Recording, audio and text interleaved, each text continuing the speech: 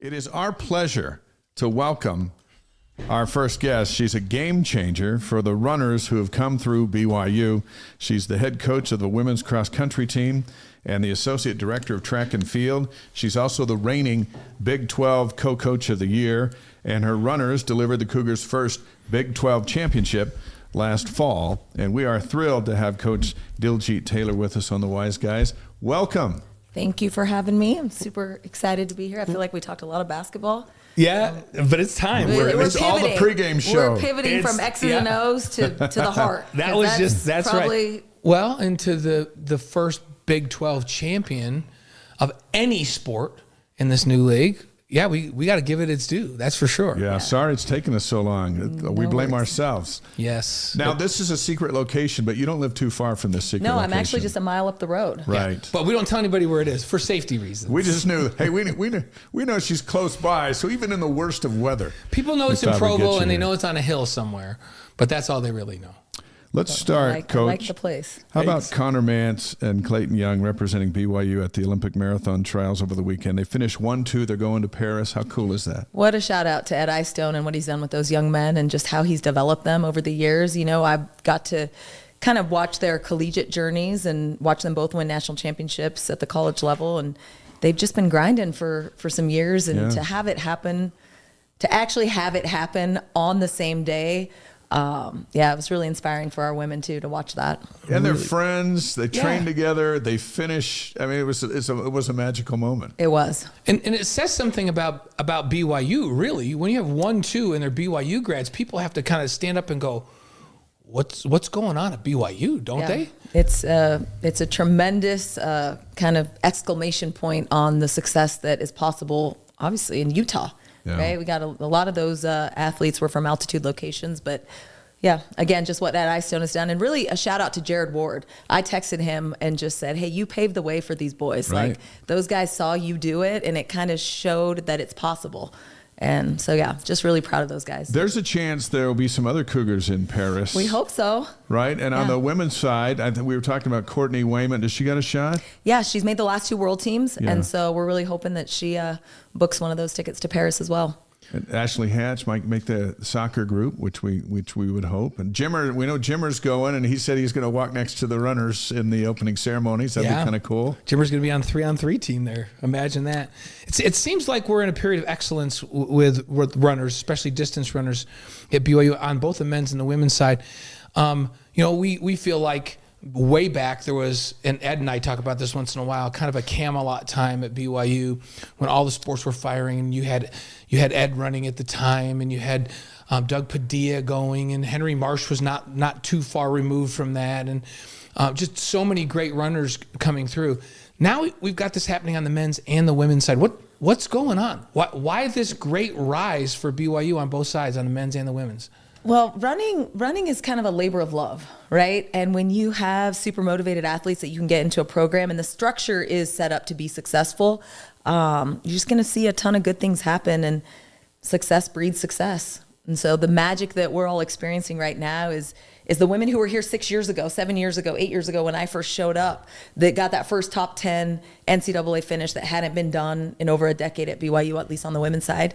And then we're just building off of that. And that's what's inspiring, is they're just carrying on the legacy that the year before left for them. And I love that. The Coug dude on our live stream says, "Hey, Coach Taylor from Modesto near Cal State. Stanislaw, am I saying that right? I tried to get a picture with you in front of the men's cross-country national championship trophy, and you took it personal and helped the women win the following year." How about that? That's what the Coug dude remembers. So next did that time, really put a chip on your shoulder? Idea, I don't think. But shout out to the 209. Absolutely. There you go. What kind of a student athlete are you looking for to run at BYU? Definitely one that fits within our program, our team culture. It's pretty basic: faith, trust, love, built on gratitude. And so, just really looking to recruit motivated people that I can inspire. And that has been the secret to our success. This is less about me, guys. If I'm going to be really honest, I've got great women that I love to show up for every day. Yeah. And the culture that we have right now is one of positivity.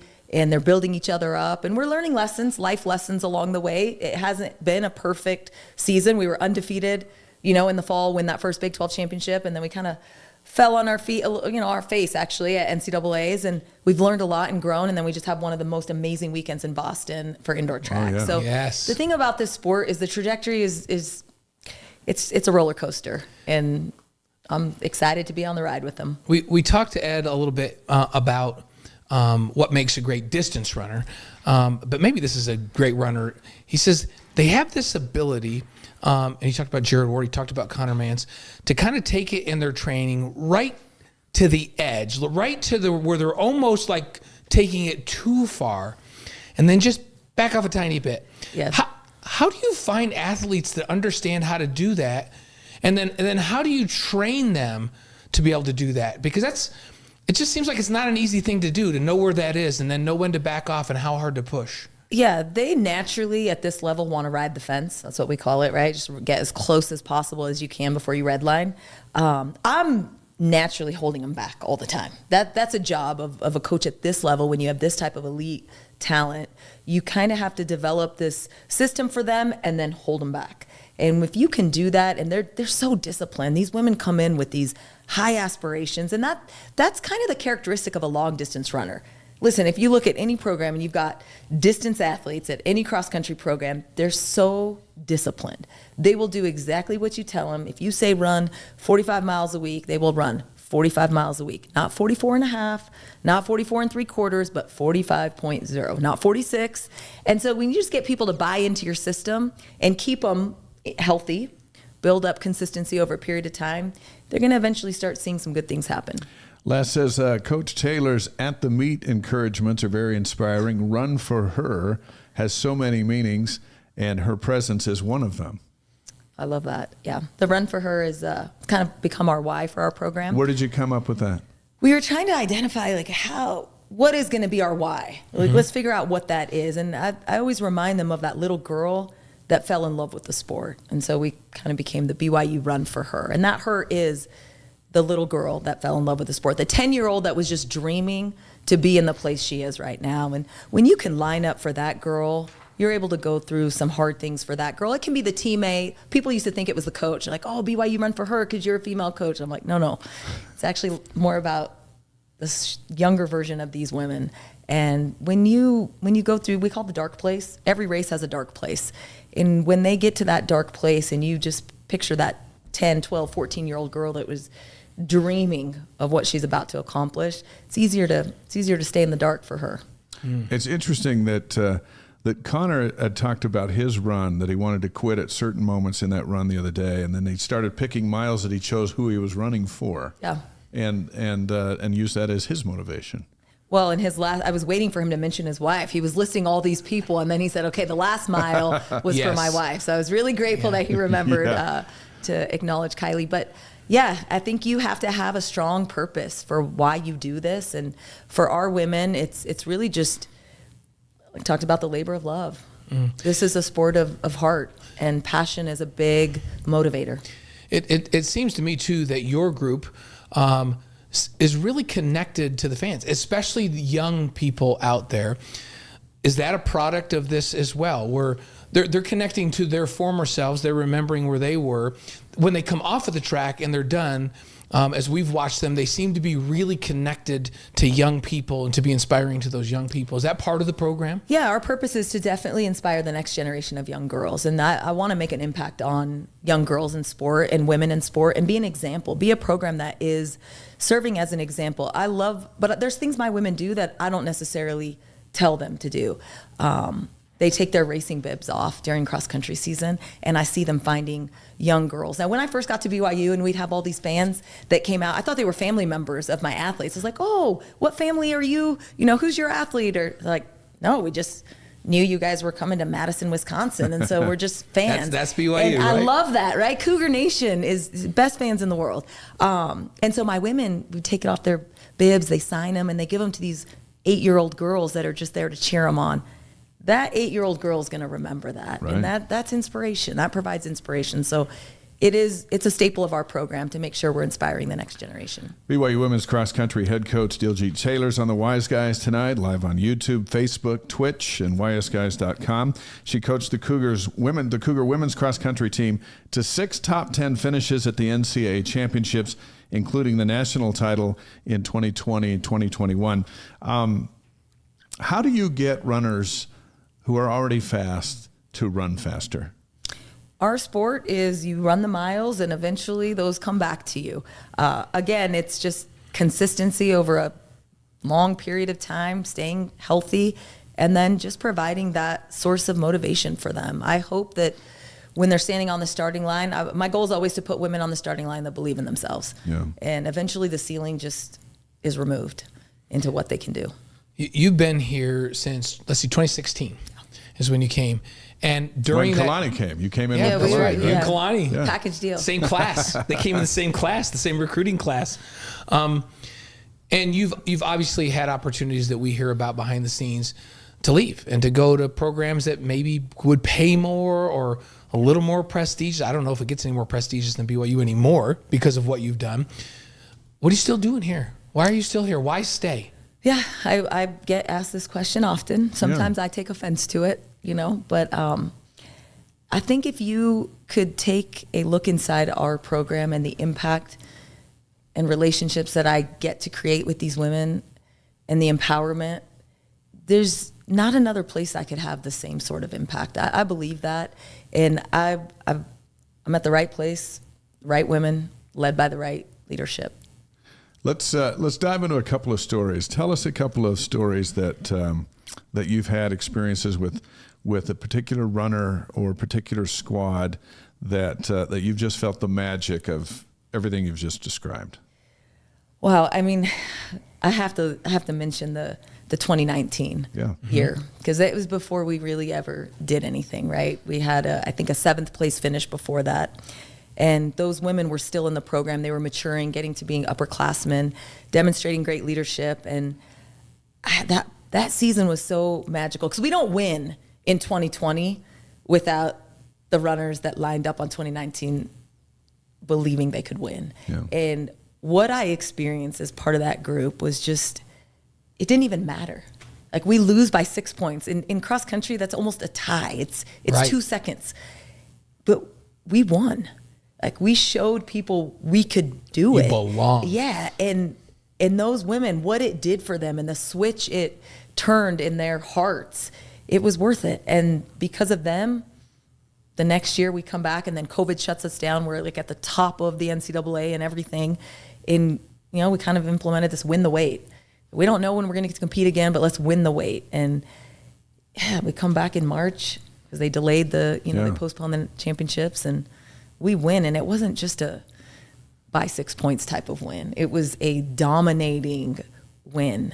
And women who maybe only dreamt of being an All-American for their teammates, not even for themselves, walked away with All-American finishes. And that wouldn't have been possible without that 2019 team. So I attribute a lot of our success to those women in 2019 that gave it everything they had and fell short, but they made it possible for the next team to win. When you first think about track and field or cross country, you think of it as an individual sport.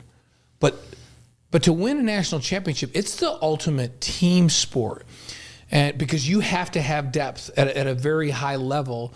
And how much does that camaraderie and teamwork and belief in one another play into winning a national championship? It's everything. Those women have to care about each other more than they care about themselves, and that's what gets them to do something special. So the team camaraderie, the team chemistry, the culture, the belief they have in each other more than even the belief they have in themselves, that's an integral part of having a successful championship team.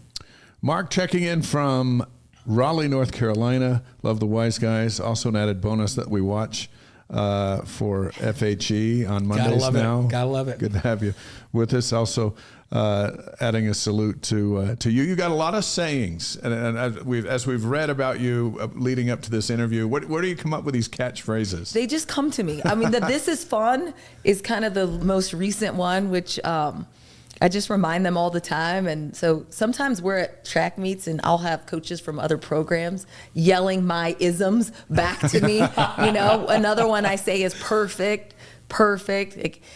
Yeah. And the women know like what those mean, right? Right. Like, beautiful just means like everything is great. If I use the word beautiful to an athlete, it's like, all right, everything's great. You're good. You're good. That means you're kind of too fast, but don't panic. And perfect is we're okay. You're right where you're supposed to be. You're right where you're supposed to be. We saw some video of the team's last performance. Wisconsin, right? Was it Wisconsin? Just recently, or was it Boston? Boston. Yeah, Boston. Yeah, And what a weekend. The video was of you cheering these runners on and then celebrating like you're their best friend or mother, which is such a... It's refreshing to see in this day and age of college sports. Now, you smile. Were you a little embarrassed by it or what? No, I mean, it just kind of went viral. And that's what you're going to get. Like, listen, you got to ride the highs and ride the lows. I mean, I'm the same coach that will put my arm around him most of the time when performances don't go like that. But again, just to have 3 women run those times in the 5K to qualify and book their ticket to NCAAs, and it happened on the same day, right? I put 3 women in that race going, okay, best case scenario, but hardest case scenario is all 3 of them do it. And it was not highly likely that they all 3 click on the same day, but they come within a second of each other, and that's ranked number 5, 6, and 7 in the nation now. That's fun. How's this comment from our live stream? You are amazing. It's been so much fun to watch your coaching interaction with your athletes and ultimate success. Henry Marsh. Henry Marsh. Henry sat right here with us. That's great. I mean, again, what an icon. Yeah. That just... It was Thanks, fun. Henry. It was fun to talk to Henry to say you were the baddest man in the world at what you did for a period of time. Like, what did it feel like to toe the line, to get ready for a race and go, I'm supposed to win this thing because I'm the best in the world at this. And he's like, I always had to convince. Like, you tell us how he'd have to convince himself of that. Yeah, because he almost couldn't believe that he was that good. Do you ever run into that with like? Oh, all the where time. they're just like, do I have imposter syndrome? Can I really be this good? Can It's always like, do you think I could do it? It's like, yeah, I do. Do you think you can do it? Yeah, I do. Okay, it's gonna happen. Then it's you okay. know? Yeah. But it's just that reassurance, and really for me, it's not even verbally that they ask me the question. Sometimes it's them standing on the line, and this kind of gives me the chills. But I'm always, well, you kind of see, I'm like within sight of them. Yeah.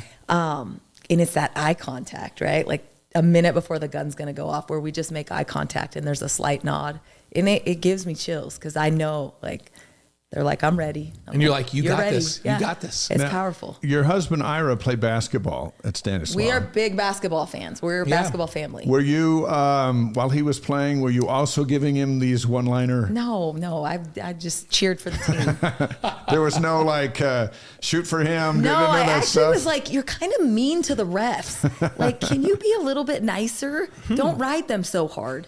Wow, and protecting the refs. that hasn't changed like in 20 years. Okay, he's still riding the refs. That's awesome. What have you noticed is different about BYU from the other places? When we would say BYU, we say your program, your runners, what they represent, the athletic department, and then you just take it further to the 36,000 students on campus. Well, the thing about BYU, and it's so hard to explain to people from the outside that don't have a glimpse of it. There is the spiritual aspect of it that if you embrace properly is so powerful. And I'm guided by that. I'm scared. Part of me has a level of fear to leave BYU that I may lose that spiritual guidance. And so that, to me, you can't experience that unless you're in it. I think people now know there is, like, we've tried to bring sexy back to BYU, like at least from the women's distance program, right? And the way you do that is by being successful. Right. All of a sudden people are talking about you because you're having success. But the other part of it is, it's probably bad to use the word spiritual and sexy like in the same sentence. Not on this show. Not on this show. Okay, are we okay? We can say whatever we want on this show. But that's the reality of it, right? Is from an outsider, it's hard to explain. And people ask me all the time, like, what is it about that place? And when I watch who my women become, not what they accomplish, but who they become because of that guidance that we really get to be a part of, that's what makes me want to stay at this place. That's what makes it special and unique, not in a weird way, but in a really empowering way. Where do you think BYU can become better? And again, your perspective is unique in the fact that you're a member of another faith and are perfectly at home here, just based on what you just said with how it feels. How can it get better? Well, I think you got to always look at ways that being in the Big 12 now, we have to find ways to evolve and get better and help our athletes handle this new level of pressure that we're, have to acclimate to. But I think BYU in the last 8 years, even since I've stepped foot on campus, has done a great job of open arms, being more inclusive, letting people know who we are. Who is BYU? It's okay to talk about what we believe in, what we stand for, and making sure that we get kids that are aligned with those values, that those are your best ambassadors for your program and for your university. Yeah, and for the church. And do you find that as you're out there on the recruiting trail that kids you're recruiting that are regardless of what faith it is, if they're people of faith, there's way more in common than there are differences. Is that an overstatement? My number one recruit a couple years ago could have went anywhere in the country. High school phenom, Jenna Hutchins from Tennessee. Mm-hmm. I was, are you sure?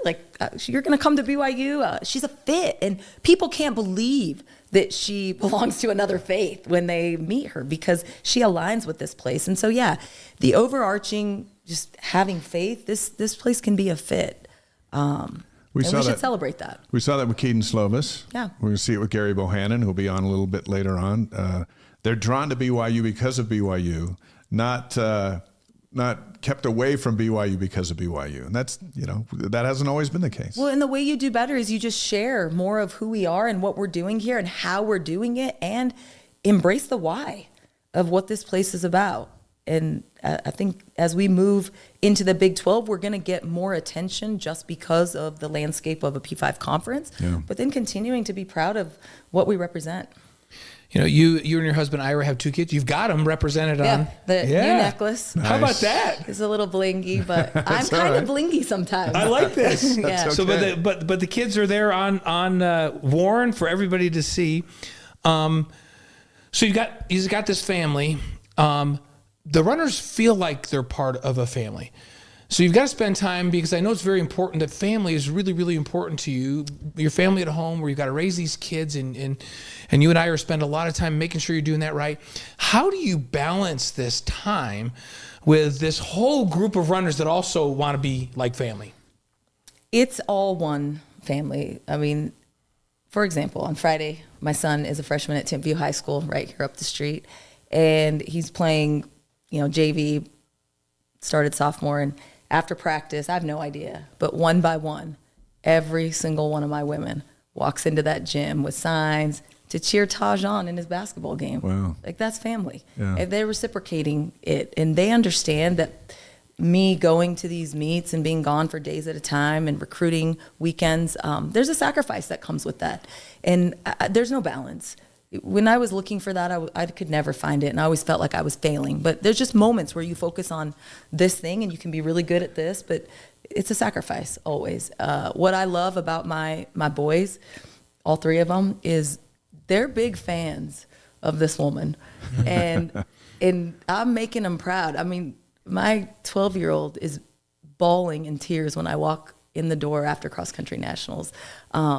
They feel what I feel because they see the investment of what I put into this thing, and they're connected to my women. They name them, they know them. I mean, all the women were at my house watching the Olympic trials on Saturday for breakfast. Yeah. We do a lot of stuff that incorporates enough of them mixing with each other that they both have a great amount of respect for my roles in both areas. Well, in both areas, tailor-made is another catchy phrase. Your boys are tailor-made, and then your women claim to be tailor-made. That's been some of the banners that they've taken as they've gone to competition. That's a great tribute. It started at Cal State Stanislaus, where they got a new set of spikes way back when, and they sent me a picture. My team sent me a picture, and they had wrote on the back of their spikes, tailor-made. Like, oh, that's cool. And so we just kind of kept it. Well, it is cool. My husband did these little tattoos actually, like maybe 5 years ago, because we wear the BYU run for her tattoos. These are all fake tattoos, people. Okay, not real, just stickers. Hey, not that there's anything wrong with it. Not at all. Not at all. But he created some tailor-made ones, and the Y is the BYU Y. Yeah. And so So he's all We've in. embraced it. That's fun stuff. How many notes do you write over the course of a season to your individual players? A lot. One before every single race. To every player? Every single athlete, yeah. And they read It's it. become do my they read it thing. before the race? Yeah, I give it to them the night before. And yeah, I mean, when women leave after 5 years of being coached and they've got this box of note cards, it's just another way for me to remind them that I believe in them. The same thing is always in the card. Something funny as a hashtag, but then just, I believe in you. And they'll read it before their race. Diljeet Taylor on the Wise Guys tonight, tremendously successful head women's cross country coach and the associate director of track and field. What does that, and I know you work with Ed with track and field, but what do you do in that role separate from head coach of cross country?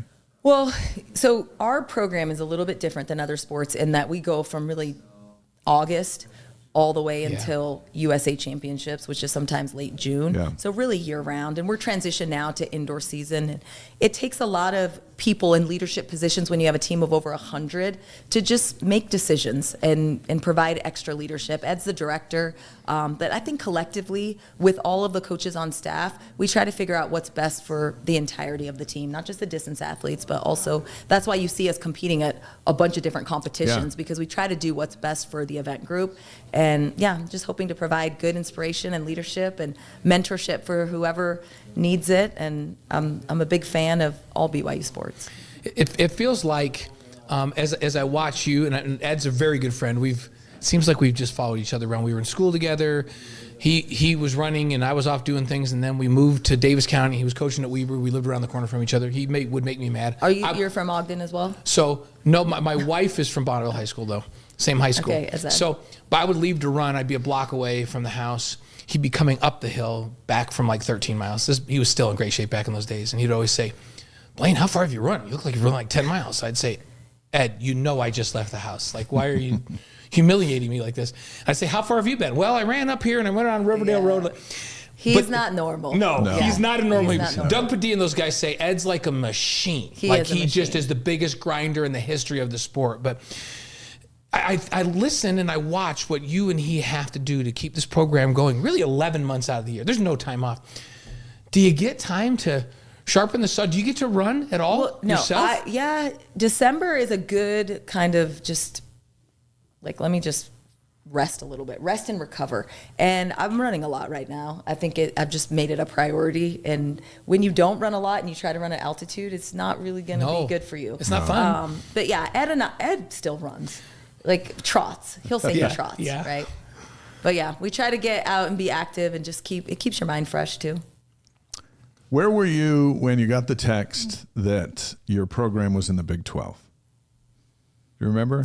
I had a feeling that this was going to happen. Really? It's kind of a funny story. They called this, why would you call a head coaches meeting at 9:30 on a Tuesday night? So Tom sends out this text to all the head coaches, and it's this meeting at 9:30. And I just had this feeling. There were a couple rumors going around. Yeah. So I thought I wanted to be really clever. So I went down to the bakery, and I got the Big 12 logo, and I said, hey, can you make a little cake with the Big 12 logo on it for our 3 ADs? But you didn't know for sure that No, I didn't. And I don't know what we would have done with the cake. I probably would have left it in the bag. But as soon as he announced it, it's like 10 o'clock at night, and I get the cake out, and they're like, seriously, how? But yeah, it was a good celebration and how fun for us. I mean, I never felt like I was missing anything, if I'm being completely honest, but it's been great for us to get back. We're going to have our first indoor conference championship in a couple weeks. And I just think the camaraderie that happens with a team to have a conference championship to prepare for gives you more experience for that championship mentality, and just watching our other sports battle it out. I mean, how great for what women's soccer and volleyball did in this fall. That is incredible. And so just our other sports too, they're battling. So before Blaine asks you 5 quick questions, so let's finish with this one. There are a lot of sports on campus, but yours won the Big 12 first. It was a goal. It was a goal. It was a goal. And you have a national championship. And so you go back to 2019. It was the disappointment year but the springboard to the national championship and how that felt. And then you win the Big 12 championship. How close are those emotions? The the national championship, we never talked about really winning it. But I try to stay focused on the process, and I really feel like if you prepare them, and they're one of the better teams in the country, like they got a shot.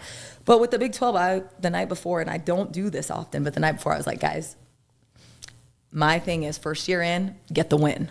Okay? There's another phrase. But then first year in, get the win. But then I get invited to do this welcome to the Big 12 like coaches social. Not all the coaches get invited to these socials because they usually happen at establishments that maybe they think BYU coaches won't walk into, aka like a bar. And so I'm sitting there with all the coaches, and the Oklahoma State coach is like, hey, I told my women the way that they beat you is like this race plan. I'm like, oh, whoa, okay. We got to get this win. Like, this is good. And it was close. I think it was within 4 points. And they were coming for us. And so, I wanted the team to be the first ones to win. It's just something you remember forever. And you got just to be able to hand it to Tom Homo, too. Like, here's a trophy. The first Big 12 Here's championship. the first one. Yeah. Make some room for it. It's pretty amazing. All right, you ready? These are. Is it speed? Yeah, you don't. They're not to be thought about. You're just like the first thing that pops in your Sometimes head. the first thing that pops in my head is scary. Diljeet, I want you to just say it. We're going to write these down and judge you forever. Yeah, so that's how this can go. And nobody's going to judge you. And it's just us. It's just us. And I don't know how many 100,000 people will download this. But so, your favorite sports movie? Ooh, favorite sports movie has got to be, what was the Bakersfield one with the runners? With Kevin Costner? Yes, Oh, yes. yeah. Why am I blanking on it? What is that called, guys? The Disney one? Yeah. Where they had to go work in the fields in the morning and then go run at night? Motivating. That's a good movie. Yeah. I love the show. What is this show? McFarlane. Yes, Thanks, McFarlane. DJ. Whenever we have any obscure question, It's DJ close always with- knows the answer. It's close Our with Blindside. producer. Blindside's That one's another also good one. really Yeah, good. Those love are it. two great You know, the ones. most popular one has been Remember the Titans. Remember the Titans. That one's good too. Marie Osmond was Hoosiers, right? Hoosiers all the way. Marie said That one's Hoosiers. good, too. So that's that's one of She's my, married that's to my a basketball favorite. player. Yeah. Yeah, I get that. That one's my Relatable. favorite. Yeah. But McFarlane's an awesome What movie. basketball player did we just have on that said, Remember the Titans? Was it Jeff Chapman? Yeah, I think it was Jeff Chapman. Remember the Titans. Okay. Okay, your favorite singer or band? Favorite singer or band is going to be Kane Brown right now. Kim Brown. Not Taylor Swift. I should say Taylor Swift. Actually, I'm going to change that. I'm a Swiftie. You like I'm going to Taylor go Taylor Swift. Do you like this whole Chiefs? Yes, I love Taylor it. Give her as much attention as possible. I love it. You realize, I don't know what firm it was, but a reputable financial firm that's in the promotions business in New York they did a valuation of what Taylor has brought to the National Football League. Huge. $330 million It's huge. of value. She is a businesswoman through and through. And she won the album of the year for the fourth straight. I love it. For the fourth She's time. crazy love it. talented. So and Taylor I'm a Swift. Niners fan, but low key, just from Is the this Central gonna Valley. pull you over? Well, I mean, not all the way, but between Andy Reid and Taylor Swift, there's a strong pull going towards the Chiefs. Have you had a chance to meet Andy much? I haven't, but I need to. Yeah. Oh, I'm gonna tell him he's got to meet you. He would love so you. you're kind of leaning toward the Chiefs? I'm thinking that I'm not going to be disappointed either way. Okay. Okay, That's okay. safe. Your favorite breakfast cereal? No cereal. Like Smoothie. none ever? Wait, No. is she going to be No like cereal. Kyle Van Noy? No sounds cereal, like it. guys. Don't tell me It's you full of only, sugar. You only let the boys have smoothies in the morning, like Kyle No, Van they Noy only eat lets cereal. his kids. Like my husband goes to Target and What loads up do on you all give that. them? What do you let them have? them have? Well, I don't let it. They have cinnamon toast crunch. There you go. Is that a favorite? That that's is a a big favorite. one. Cinnamon Toast. I just had some cinnamon life before I came. That's my pregame show, my pre-show meal. So what you're saying is you and Ira see breakfast cereals differently. We see food very differently. But So no does breakfast. my All wife. foods. Kyle Van Noy, who plays linebacker for Yeah. the Ravens, he said, "No, we don't do cereal." We said, "What? You have little kids?" He goes, "Yeah, smoothies. Oh, I like love have protein him. I smoothies love for him. breakfast." I Yes. go, That's- "You and Vanessa make them eat, or Marissa make them eat Yeah. smoothies. Your little kids?" He goes, "Yep." I ran into him at Riverside Smart the man. other day. Now that the Smart man. season's over, Yeah, yeah. huge. I told my brother, says, imagine him running as fast as he can to try and sack you. That's a big It's dude. scary. That's That's a big, scary. fast dude. Yeah. That's how you play in the National Football League at linebacker for a decade, right? He's a good dude. All right. Yeah. And he only drinks smoothies for breakfast. So I respect it. Okay, your favorite BYU moment. Ooh, favorite BYU moment. And it doesn't even have to be in sports. about me or just It can be anything I that- can't Anything. pick that, guys. That's unfair because all the women that are going to listen. If I can't. We're not saying your favorite player. We're saying your favorite moment. Let's just say my most favorite BYU moment would have to be just what happened on Saturday. That was Oh, super yes. special. That was For cool. Clayton Yeah. and Connor to do what they did. One and that two. That was a pretty favorite moment. Yeah, Okay, that's safe. That's safe. That's not going to make Hey, anyone mad. it's But fun. like beating Gonzaga, that was really a favorite moment too, right? Yeah. Like there's Yeah. been some Yeah. like fun things. Sure. Wait, what about, now I'm losing my mind, our steeplechaser that fell, Oh yeah, How Kenny about that Rook. story? oh my That was goodness. great, too. That was one of Yeah. the great stories in sports. That should be year. a movie. Yeah, that needs to No, be a movie. That's a Yeah. Disney movie. So I'm if with you though. McFarlane's a Disney movie, McFarlane's- that yeah, has to be a exactly. Disney. Saturday, I'm with you. When they finished 1-2, I was like, wow. And we've been following. Our daughter's a marathoner, and he's running a couple. He ran in Boston when she was in Boston this year.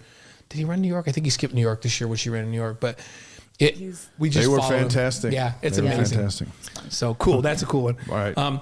Favorite piece of advice that anyone's ever given you? Well, my favorite piece of advice, I would say, just believing in yourself. Believe in yourself. Who told you that? I went to a conference one time where they kind of listed a bunch of these words that were really powerful words, and the four most powerful words you could say to someone is "I believe in you." And I mean, guys, I've built an entire coaching career off those four words, and Yeah. so I have to pick that as my favorite line. You know what? We believe in you. How about yes, we that? do. Guys. Look what you're doing. It's, I got great women. Great shout Amazing out. stuff. And it's been so great to have you on the show. Yeah, thanks for having Why me. did it take us this long to get you here? I don't know. I didn't even know this was in my neighborhood. I could have walked here, except it's Utah what's- in February. Yeah, and that's that hill. Yeah. That's that Yeah. hill. that- Running here is hard. Yeah, running here It's would the be hard. altitude and the hills. Don't give too much away. We don't want people to know. Yeah. If they It's find for out that you security. and Gary are here, they're going to be coming up here. Listen, what we'll try to do is not take out your team as they run around the neighborhood in Yeah. packs Yes. through this area as they get ready for runs. But a great pleasure to have Diljeet Taylor on the show tonight, and best of luck moving forward. And Thanks. we want you back on. Yeah. This is Bring me and back. we're never going away. On this show, we have the time. You know what I mean? That we make sure we cover all of the sports, and so we follow our women's sports, and we follow our women's track and our cross country, and Well, we make sure we cover it every week. Yeah, women's sports at BYU are killing it. They're- So, Well, yeah, we've been it's- talking about for almost 2 years now the programs that are most ready to make the transition into the Big 12, and they were primarily women's sports, right? So this guy in the green room over here is going to try to, fire up the men's sports with Yeah. football. Well, yeah. He that's- needs to he's- come in. He's won a Big 12 championship as the quarterback at Baylor, Yeah. and now It's a good he's school. here. It's a good school. Now he's here to do it again. Love it. Welcome. Yeah. Thank you, Coach. So, Okay, you're welcome, Thanks you so guys. much, Have a great Coach. night. Great to Diljeet have you. Taylor, fantastic women's cross country head coach, and the live stream has been hopping tonight with a lot of great comments about her. Keep them coming.